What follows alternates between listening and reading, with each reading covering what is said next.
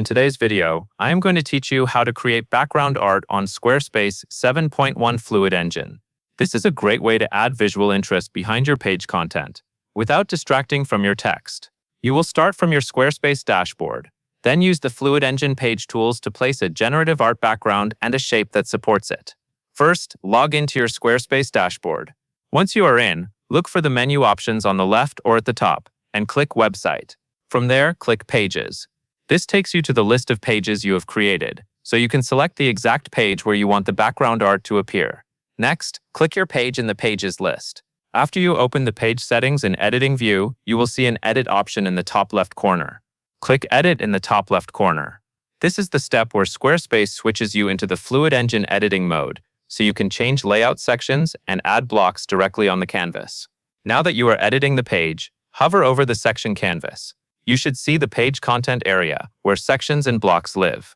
When you hover correctly, a small option appears that lets you edit that section. Click Edit Section. This opens the settings for the section you are working on, which is important because the background art is configured at the section level. Inside the section settings, find the Background tab. Click on the Background tab so you can change what appears behind the section. From there, select Art. You will then be presented with a menu of generative design patterns. Click on one of the generative design patterns you want to use. Take a moment to pick a pattern that matches the vibe of your site, because this choice sets the overall look of the background artwork. Once you select the pattern, exit the section menu. You can do this by closing the panel or using the option to leave the settings view. After that, you will return to the main page canvas, where your content blocks and layout elements are visible. This is the area where you will add a shape layer that complements the background and sits behind your text. Now click Add Block in the top left corner. This opens the block picker, which lets you insert new elements into your page. From the block options, select Shape.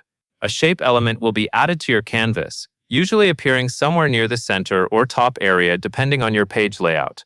After the shape appears, double-click the shape to choose a geometric style or color. This lets you tailor the look so it fits the background art. Then drag its borders to expand the shape over the grid. As you do this, watch the grid alignment and scale, because expanding the shape across the grid helps ensure it covers the same background area as your artwork. With the shape sized properly, you will want it behind your text content blocks.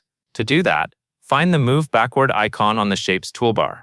Click Move Backward to slide the shape underneath your text layers. If you added text or other content blocks, this step is essential because it keeps your headings and body copy readable while the background elements remain visible. Finally, do not forget to save your changes. Click Save in the top left corner. Saving locks in your background art and shape placement, so you can continue editing with confidence or preview the page to confirm the final result. And that covers everything you need to know.